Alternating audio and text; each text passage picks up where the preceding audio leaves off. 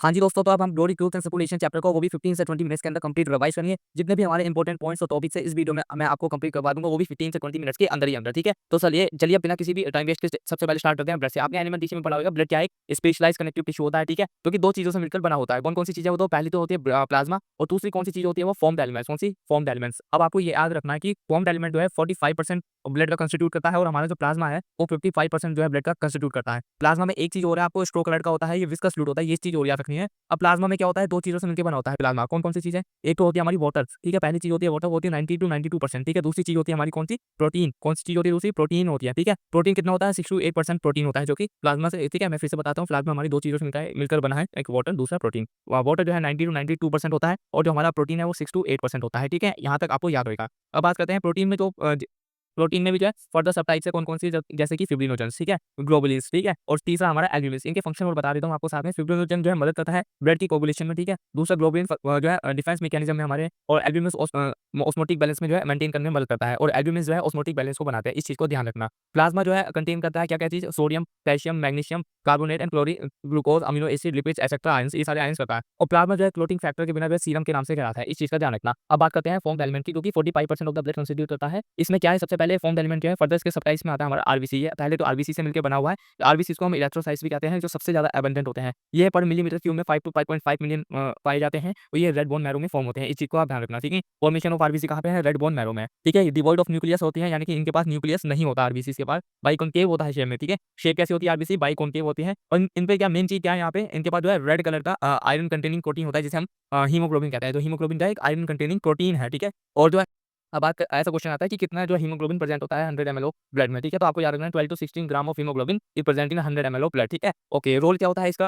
RBC का जो है ट्रांसपोर्ट कराती है रेस्पिरेटरी गैसेस की, ठीक है, जैसे कि ऑक्सीजन ट्रांसपोर्ट हो गया हमारा, दूसरा हो गया कार्बन डाइऑक्साइड ट्रांसपोर्ट का। मैंने breathing and exchange of gases में आपको समझाया जाता है। लाइफ स्पैन की बात करें, आरबीसी का 120 डेज का होता है, और डिस्ट्रॉयड होते हैं कहाँ पे? स्प्लीन में, ठीक है। स्प्लीन को हम ग्रेवयार्ड ऑफ आरबीसी के नाम से भी जानते हैं, ठीक है। अब मैं आरबीसी की बात कर ले, इसके बाद बात करते हैं डब्ल्यूबीसीज की। किसकी? डब्ल्यूबीसीज में क्या है, ये 6000 टू 8000 पर मिलीमीटर क्यूब में पाए जाते हैं ब्लड के। ये शॉर्ट लिव होते हैं, इनका 1 से जो है 2 हफ्ते का जो है हमारा लाइफ स्पैन होता है लगभग, ठीक है। डब्ल्यूबीसीज में क्या है, इन्हें ल्यूकोसाइट्स कहते हैं, आपको इतना पता होना चाहिए। न्यूट्रोफिल्स, इओसिनोफिल्स एंड बेसोफिल्स जो है इनके सबटाइप्स है, जो कि ग्रैनुलोसाइट्स के अंदर आते हैं। और लिम्फोसाइट्स और मोनोसाइट जो है ये फर्दर सबटाइप्स है, जो कि ग्रैनुलोसाइट्स में आते हैं। आई थिंक आपको समझ आ गया होगा, ठीक है। बात करते हैं न्यूट्रोफिल्स की सबसे पहले, जो कि ग्रैनुलोसाइट का एक पार्ट है। यहाँ पे जो है सबसे ज्यादा अबंडेंट पाया जाता है हमारा न्यूट्रोफिल, 60 टू 65% होता है, जो कि किल करता है फेगोसाइट्स को। मोनोसाइट्स में बात करूँ, जो कि ग्रैनुलोसाइट्स के अंदर आता है, ये 6 टू 8% में पाया जाता है, ये भी फेगोसाइटिक सेल है। बेसोफिल्स की बात करिए, लीस्ट अबंडेंट है, इसकी परसेंटेज जो है 0.5 से लेके 1% होती है। ये सिक्रीट करता है कुछ जो हमारे केमिकल्स, जैसे कि हिस्टामिन, सेरोटोनिन, हेपरिन, जो कि इन्वॉल्व होते हैं कौन सी रिएक्शन में? हमारी इन्फ्लेमेटरी रिएक्शन में। इओसिनोफिल्स की बात करें 2 टू 3% होते हैं, जो कि रेजिस्ट करते हैं इन्फेक्शन को, ये इनका फंक्शन हो जाता है। लिम्फोसाइट्स मैंने बताया, ये ग्रैनुलोसाइट्स के अंदर आते हैं लिम्फोसाइट, ठीक है। लिम्फोसाइट जो है 20 टू 25% में पाए जाते हैं। उसमें बी लिम्फोसाइट और टी लिम्फोसाइट जो है मेनली रिस्पांसिबल होते हैं हमारे इम्यून रिस्पांस के लिए। किसके लिए? इम्यून रिस्पांस के लिए। यहाँ पे बी फॉर बोन मैरो होता है, और पी फॉर थाइमस होता है, आपको ये पता होना चाहिए। और जो हमारा क्या बोलते हैं फॉर्म्ड एलिमेंट है, और किससे मिलकर बना है? आरबीसी और डब्ल्यूबीसी के अलावा प्लेटलेट्स से, ठीक है। प्लेटलेट्स में क्या है, इन्हें क्या कहते हैं? थ्रोम्बोसाइट्स भी कहते हैं। प्लेटलेट्स क्या कहते हैं? थ्रोम्बोसाइट्स भी कहते हैं। ये आपको याद रखना है। ये प्रोड्यूस होते हैं mega cardiocytes in the bone marrow में, और ये 1.5 लाख टू 3.5 लाख प्लेटलेट्स होती हैं पर मिलीमीटर क्यूब में, ठीक है। अब आते हैं नेक्स्ट टॉपिक पे, हमारा एबीओ ब्लड ग्रुपिंग, ठीक है। किसकी? ABO blood grouping. एक इसके बेस पे presence, based on the presence और एब्सेंस ऑफ 2 सरफेस एंटीजेंस, जो कि ए और बी होता है। प्लाज्मा कंटेन करता है नेचुरल एंटीबॉडीज को, ठीक है। आई थिंक आपको इतना पता होगा। अब बात करते हैं blood groups and donor compatibility की, ठीक है। ब्लड ग्रुप जैसे हम मैंने यहाँ पे लिख रखा है, ए ग्रुप, ठीक है, B group, A B group और ओ ग्रुप, ठीक है, मेन है। उसके अलावा भी और ज्यादा होते हैं वो, लेकिन हमारे सिलेबस में इंक्लूडेड नहीं है। तो सबसे पहले बात करते हैं, जो ब्लड ग्रुप के जो एंटीजेंस होंगे आरबीसी के, वो ए होंगे, ठीक है। बी के लिए बी होगा, ए बी के लिए ए और बी अलग अलग होगी, और ओ के लिए कोई एंटीजन नहीं होगा, ठीक है, उसकी आरबीसी पे, ठीक है। अब बात करते हैं एंटीबॉडी जो होगी प्लाज्मा में, ए के अगेंस्ट जो होगी एंटी बी होगी, बी के अगेंस्ट जो एंटी ए होगी। यानी कि एंटी बी और एंटी ए का क्या मतलब हुआ? यानी कि अगर जिसका ब्लड ग्रुप ए है, वो जो है एंटी बी यानी कि बी ब्लड ग्रुप से मैच नहीं करेगा, ठीक है। उसका ब्लड जो है यूज नहीं कर सकते ए ब्लड ग्रुप वाले में। इसी प्रकार बी जो ब्लड ग्रुप है उस वाले में एंटी ए एंटीबॉडी उसके प्लाज्मा में, तो उसका ए बी वाले के लिए ए का ब्लड ग्रुप यूज नहीं कर सकते, ठीक है। लेकिन हमारा जो ए बी ब्लड ग्रुप है, ठीक है, उसमें कोई एंटीबॉडी नहीं होती है, तो हम इसमें सबका जो है यूज कर सकते हैं, ठीक है। अभी बात करेंगे, ठीक है। और ओ के लिए जो एंटी ए और बी एंटी बी जो है जो हमारी एंटीबॉडी प्रेजेंट है प्लाज्मा के अंदर। दोनों ग्रुप की बात करते हैं, बी को सॉरी ए को कौन दे सकता है? ए को ए वाला दे सकता है, ओ वाला दे सकता है, ठीक है। बी को कौन सकते हैं? बी को बी वाला दे सकता है और ओ वाला दे सकता है, और ए बी को सब दे सकते हैं, क्योंकि इसके पास तो कोई एंटीबॉडी नहीं है। और ओ को केवल ओ दे सकता है, है, क्योंकि इसके पास जो है एंटीबॉडी है एंटी ए के खिलाफ और एंटी बी के खिलाफ, ठीक है। बात करते हैं अब आगे, ठीक है। यहाँ पे ओ ग्रुप जो है इंडिविजुअल जो है यूनिवर्सल डोनर के नाम से जाना जाएगा, इंपॉर्टेंट क्वेश्चन बन सकता है। जो ओ ग्रुप वाले हैं वो यूनिवर्सल डोनर है, ठीक है, वो सबको दे सकते हैं, और ए बी जो इंडिविजुअल है वो यूनिवर्सल रेसिपिएंट है, वो सबसे ले सकते हैं। इतना आपको इंपॉर्टेंट समझना होगा, ठीक है। तो कोगुलेशन ऑफ ब्लड अभी बात करते हैं इसकी, ठीक है। आरएच ग्रुप में क्या है, आरएच एंटीजन जो observe on the surface of RBC of 80% human, जो कि आरएच पॉजिटिव को दिखलाता है। जो एंटीजन जो है एब्सेंट हो तो आरएच नेगेटिव में भी दिखलाता है, ठीक है। आरएच इनकम्पैटिबिलिटी हो जाती है कब, जब आरएच नेगेटिव ब्लड जो है मदर का मिक्स हो जाता है RH positive of blood of the foetus, ठीक है। बच्चे से जो है बच्चा जो होता है आरएच पॉजिटिव होता है, वो मदर क्या होती है आरएच नेगेटिव होता है, दोनों का मिक्स हो जाता है तो आरएच इनकम्पैटिबिलिटी की कंडीशन पैदा हो जाती है, जो कि इरेथ्रोब्लास्टोसिस कर सकती है फोइटस के, ठीक है। इसमें एनीमिया और जॉन्डिस कंडीशन भी देखी जाती है। अब बात करते हैं कोगुलेशन ऑफ ब्लड, ठीक है। मैं आपको डिटेल फुल्ली जो है रिवाइज नहीं कर सकता, बिकॉज क्योंकि ये रिवीजन वीडियो तो हमें समय का भी ध्यान रखना पड़ेगा। तो बात करते हैं कोगुलेशन ऑफ ब्लड में क्या है, प्रिवेंट करती है एक्सेसिव लॉस ऑफ ब्लड, ठीक है। कोगुलेशन ऑफ ब्लड में अरे भाई आपकी जब चोट जाती है तो वहाँ पे एक कोगुलेशन पैदा लग जाती है ना, जैसे कि काला काला और रविश रेडिश ब्राउन हो जाता है, तो उसे कहते हैं कोगुलेशन ऑफ ब्लड, ठीक है। यहाँ पे कैल्शियम आयन जो है प्ले करता है इंपॉर्टेंट रोल पर, इस चीज का आप ध्यान रखना। क्या से क्या होता है यहाँ पे कैस्केड प्रोसेस होती है, जैसे कि यहाँ पे थ्रोम्बोकाइनेज जो है प्रोथ्रोम्बिन को थ्रोम्बिन में कन्वर्ट करता है, थ्रोम्बिन क्या करता है फिब्रिनोजन को फिब्रिन में कन्वर्ट कर देता है। यहाँ पे फिब्रिन जो है डेड सेल्स के साथ मिलकर प्लॉट बना देता है, ये हम कहते हैं ये जो है कोगुलेशन हो गया ब्लड, ठीक है। अब बात करते हैं टिश्यू फ्लूइड की, ठीक है। टिश्यू फ्लूइड में क्या है, यहाँ पे आपको समझना होगा जो हमारे टिश्यू फ्लूइड में जो फ्लूइड रिलीज होता है out from the capillary is called the interstitial fluid और टिश्यू फ्लूइड, ठीक है। सेम मिनरल डिस्ट्रीब्यूशन जो होता है प्लाज्मा की तरह यहाँ पे भी, और लिम्फेटिक सिस्टम जो है drain its back to the veins, कहाँ ले जाते हैं उसे वीन की तरफ ले जाते हैं, आपको समझना होगा। लिम्फ ये कलरलेस फ्लूइड होता है जो कि कंटेन करता है स्पेशलाइज्ड लिम्फोसाइट को, किस चीज को, स्पेशलाइज्ड लिम्फोसाइट को ये कंटेन करता है, ठीक है। अब बात करते हैं हम किसी की नोडल टिश्यू की। नोडल टिश्यू से पहले हम कंप्लीट करेंगे सर्कुलेटरी सिस्टम। हार्ट जो है हमारा मेसोडर्मली डिराइव हो गया, जो हमारी मेसोडर्म लेयर होती है बॉडी की, वहां से डिराइव करा गया है ये हार्ट को, और यहाँ पे प्रोटेक्टेड होता है हमारा हार्ट डबल वॉल लेयर से, जिसे हम पेरिकार्डियम कहते हैं। क्या कहते हैं, पेरिकार्डियम कहते हैं इसे। इंपॉर्टेंट मान लीजिए क्वेश्चन आ सकता है, ठीक है।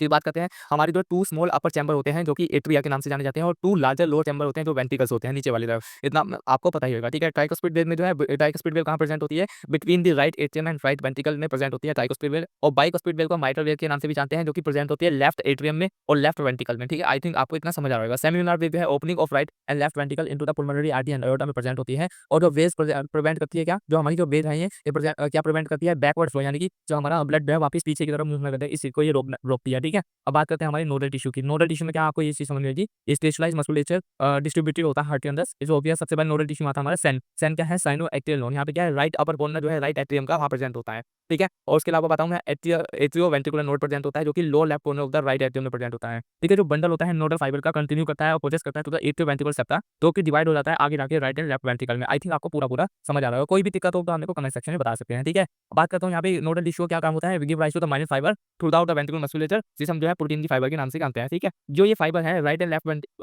राइट और लेफ्ट बंडल्स के साथ और बंडल ऑफ फिश के साथ, ठीक है। यहाँ पे चलते हैं, और यहाँ पे बताऊँ मैं आपको नोडल मस्कुलेचर जो है वो ऑटो एक्साइटेबल होता है। सेन जो है जनरेट करती है maximum number of action potential, जो कि 70 to 75 टाइम्स पर मिनट होती है, इसलिए इसे पीस मेकर कहते हैं, जो कि हमारा हार्ट जो है एवरेजली 72 टाइम्स जो है मिनट में जो है बीट करता है। इस चीज को आप ध्यान रखना, ये बहुत ही ज्यादा इंपॉर्टेंट जो मैंने चीज आपको बताई है, ठीक है। इससे क्योंकि क्वेश्चन आते रहते हैं।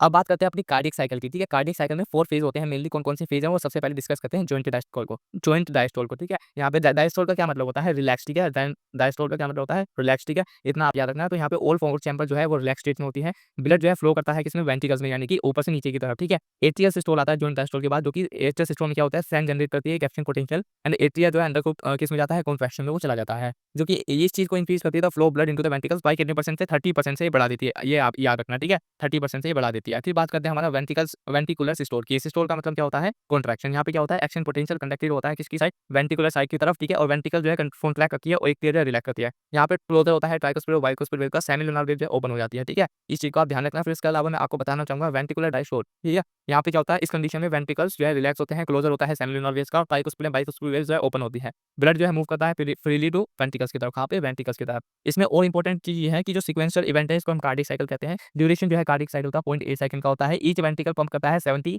ml ब्लड पर मिनट, ठीक है, जिसे हम स्टॉप वॉल्यूम के नाम से जानते हैं, ठीक है। आपको समझना होगा यहाँ पे कार्डियक आउटपुट जो है हमारा, ये वॉल्यूम होता है ब्लड का, जो कि पंप करा जाता है ईच वेंट्रिकल्स के द्वारा, किसके द्वारा, ईच वेंट्रिकल्स के द्वारा, हार्ट के द्वारा नहीं, उसकी ईच वेंट्रिकल्स के द्वारा पर मिनट, जो कि 5000 ml होता है। इस चीज को आप ध्यान रखना। कार्डियक आउटपुट जो है हमारे stroke volume into heart rate करते हैं तब जाके मिलता है। हार्ट रेट जो है हमारा 72 टाइम्स होता है और स्ट्रोक वॉल्यूम जो हमारा 70 टाइम्स होता है, मैंने आपको यहाँ पे बताया, ठीक है। तो हमारा टोटल निकल के 5000 ml निकल के ये आता है, ठीक है। ड्यूरिंग कार्डियक साइकिल जो है 2 प्रोमिनेंट साउंड्स प्रोड्यूस होते हैं। पहला साउंड होता है हमारा लब, जब वो क्लोजर होती है ट्राइकोस्पिड और बाइकोस्पिड वेव। दूसरा साउंड जो है डब होता है जब क्लोजर होता है सेमिलुनर वेव्स का, ठीक है। आई थिंक यहाँ तक आपको एकदम अच्छे से समझ आ गया होगा। फिर बात करते हैं दोस्तों किसी की इलेक्ट्रोकार्डियोग्राफी है, ठीक है। इलेक्ट्रोकार्डियोग्राफ में क्या है, मशीन जो है हमारी, मशीन को हम इलेक्ट्रोकार्डियोग्राफ कहते हैं, जो कि निकालती क्या हमारा इलेक्ट्रोकार्डियोग्राम, जिसे ईसीजी के नाम से जानते हैं, ठीक है। यहाँ पे थोड़ा-सा उल्टा है, लेकिन भाई साहब आपको याद करना पड़ेगा, ठीक है। ग्राफिकल रिप्रेजेंटेशन होती है, इलेक्ट्रिकल एक्टिविटी हार्ट की देखी जाती है। पेशेंट को कनेक्ट किया जाता है 3 रिस्ट, वहाँ पे 1 to each wrist and to the left ankle, ठीक है। पी वेव जो है डीपोलराइजेशन ऑफ एट्रिया को दिखाती है, जो ये वाली वेव है ना, ये किस चीज़ को दिखाती है, डीपोलराइजेशन ऑफ एट्रिया, ठीक है। फिर बात करते हैं क्यूआरएस कॉम्प्लेक्स की, जो है कि डीपोलराइजेशन ऑफ वेंट्रिकल्स को दिखाता है। यहाँ से लेके यहाँ तक का इस हिस्सा जो है डीपोलराइजेशन ऑफ वेंट्रिकल्स को दिखाता है, और हमारी लास्ट में टी वेव जो है रीपोलराइजेशन को दिखाती है। इस चीज़ को रीपोलराइजेशन को हमारी टी वेव दिखलाती है। इस चीज़ को आप समझना, ठीक है। इस डायग्राम को अच्छे से समझ लेना, आपके लिए ही ज़्यादा अच्छी बात होगी, ठीक है। अब बात करते हैं आप अपने सर्कुलेटरी पाथवेज़ की, ठीक है। इसकी सर्कुलेटरी पाथवेज़ में तो आपको इतना इंपॉर्टेंट चीज़ याद रखनी है, जो फिश के पास जो है 2 चैम्बर हार्ट होता है। Amphibians, reptiles except the crocodiles have 3 chamber heart. Birds और मैमल्स के पास जो है हमारा 4 चैम्बर हार्ट होता है, ठीक है। डबल सर्कुलेशन में बहुत इंपॉर्टेंट चीज़ हमारी ये होती है कि आपको ये देखना होगा ऑक्सीजनेटेड एंड डीऑक्सीजनेटेड जो ब्लड होता है वो रिसीव होता है left and right atria respectively, ठीक है। पास होता है वो किसकी तरफ, 2 सेपरेट सर्कुलेटरी पाथवे में। पहला सर्कुलेटरी पाथवे है पुल्मोनरी सर्कुलेशन, जिसे हम कहते हैं। यहाँ पे ब्लड जो है पंप होता है बाय द राइट वेंट्रिकल्स, और जो कि एंटर करता है किसमें, पुल्मोनरी आर्टरी में, और पास होता है किसकी तरफ, लंग्स की तरफ वो पास होता है, जहाँ से वो क्या करता है ऑक्सीजनेटेड ब्लड जो है कैरी करके वो फेरिट किसके द्वारा, पुल्मोनरी वीन्स के द्वारा होती है। यहाँ पे जो है ऑक्सीजनेटेड ब्लड कैरी किया जाता है, वो लेफ्ट एट्रियम तक पहुंचा देती है, ठीक है। आई थिंक आपको यहाँ तक समझ आ गया होगा। यदि आपको यहाँ तक समझ नहीं आया दोस्तों, तो आप क्या कर सकते हैं, इसे जो है 2 से 3 बार अगर प्ले करेंगे वीडियो, तो आपको डेफिनिटली एक बार जरूर समझ आएगा। बात करते हैं दूसरा सर्कुलेशन की, जो कि होता है हमारा सिस्टमैटिक सर्कुलेशन। यहाँ पे लेफ्ट वेंट्रिकल पंप करता है ब्लड को इनटू द एओर्टा, ठीक है। ऑक्सीजनेटेड ब्लड जो है एंटर करता है एओर्टा में, जो कि कैपिलरीज के द्वारा जो कैरी किया गया था, और टिश्यू की तरफ यह पहुंचाया जाता है, जहाँ से डीऑक्सीजनेटेड ब्लड जो है हमारा वो जो खाली हो जाता है इनटू द राइट एट्रियम। इस चीज को आप समझ गए, ठीक है। हेपेटिक पोर्टल सिस्टम में क्या होता है, यूनिक एंड वेस्कुलर कनेक्शन जो है between the digestive tract and liver देखा जाता है। स्पेशल कोरोनरी सिस्टम जो है ब्लड वेसल्स का for circulation to the cardiac musculature दोस्तों यहाँ पे होता है। और न्यूरल सेंटर जो होता है मेडुला ऑब्लंगाटा में प्रेजेंट होता है हमारे ब्रेन के, ठीक है, जो कि मॉडरेट करता है कार्डियक फंक्शन हमारे through the autonomous nervous system, किसके थ्रू, ऑटोनोमस नर्वस सिस्टम के थ्रू। सो ठीक है, यहाँ पे आपको ये चीज समझनी होगी। फिर यहाँ पे जो सिम्पैथिक नर्वस सिस्टम जो है इंक्रीज करता है heart beat, ventricular contraction and cardiac output को। पैरासिम्पैथिक नर्वस सिस्टम जो है इनको नॉर्मल कंडीशन में लाता है, लाइक न्यूरल सिग्नल को डिक्रीज करता है, हार्ट बीट को, कंडक्शन ऑफ एक्शन पोटेंशियल को, एंड कार्डियक आउटपुट को, ठीक है। अब बात करते हैं डिसऑर्डर क्या है हमारे जो है सर्कुलेटरी सिस्टम के, ठीक है। यहाँ पे हाई ब्लड प्रेशर होता है, जिसे हाइपरटेंशन कहते हैं। नॉर्मल ब्लड प्रेशर की वैल्यू क्या होती है, 120 mmHg सिस्टोलिक प्रेशर और 80 mmHg डिस्टोलिक प्रेशर। इसको हम कई बार इस तरह रूप से भी लिखते हैं, ठीक है। ये जो है नॉर्मल वैल्यू है होती है हमारी हार्ट बीट की, इस चीज़ को आप ध्यान रखना, ठीक है। अब बात करते हैं, अगर ये लाइक इस तरह से अगर देखा 140/90 mmHg देखा गया और हायर गया, तो ये हाइपरटेंशन शो करेगा, ठीक है। हाइपरटेंशन कंडीशन पैदा हो जाएगी, ठीक है। Lead to the heart disease, जो कि अफेक्ट करेगा वाइटल ऑर्गन्स को, अगर हाइपरटेंशन में इस प्रकार होता है। कोरोनरी आर्टरी डिजीज देखी जाती है, जिसे हम अथेरोस्क्लेरोसिस कहते हैं, और डिपोजिशन होता है कैल्शियम का, फैट्स का, कोलेस्ट्रॉल का एंड फाइब्रस टिश्यू का, जो कि मेक्स आर्टरीज नैरोअर, ठीक है। आर्टरीज को क्या कर सकते हैं, पतला कर सकते हैं बहुत ज़्यादा। एंजाइना पेक्टोरिस में क्या होता है, एक्यूट चेस्ट पेन देखा जाता है, जब इनफ ऑक्सीजन जो है हार्ट मसल तक नहीं पहुंचते। कहाँ तक, हार्ट मसल तक जब इनफ ऑक्सीजन नहीं पहुंचते, तो एंजाइना पेक्टोरिस कंडीशन पैदा होती है। या हार्ट फेलियर कब होता है, जब हार्ट जो है पंप नहीं करता ब्लड को इफेक्टिवली इनफ, जितना हमारी बॉडी को चाहिए, जब हमारा ब्लड उतना हम ब्लड कह रहा हूँ, हार्ट जो हमारा उतना ब्लड पंप ना कर पाए, तो उसे हम हार्ट फेलियर कहते हैं। कार्डियक अरेस्ट अलग कंडीशन है, यहाँ पे हार्ट जो है स्टॉप कर देता है बीटिंग करना। और हार्ट अटैक में जो है, जिसे मायोकार्डियल इंफेक्शन भी कहते हैं, यहाँ पे क्या होता है, हार्ट मसल जो है सडनली डैमेज हो जाती है, जिसके कारण जो हमारा हार्ट अटैक आ जाता है, ठीक है। हाँ, क्योंकि अगर हार्ट मसल हमारी डैमेज होगी, तो हार्ट जो हमारा इनफ जो है ब्लड पंप नहीं कर पाएगा, जो कि हमारी बॉडी की रिक्वायरमेंट को मीट नहीं कर सकता, that is why heart attack आ जाता है। तो ये कंडीशन थी, और ये पूरे चैप्टर का जो हमारे रिवीजन था, ठीक है। आई होप ये पूरा चैप्टर आपको अच्छे से समझ आ गया होगा। अगर कोई भी दिक्कत अभी तक आपको लग रही हो, या अभी भी आपके मन में मंशा रह गई हो, तो आप मेरे को कमेंट सेक्शन में बता सकते हैं। बाकी के लिए जय श्री राम और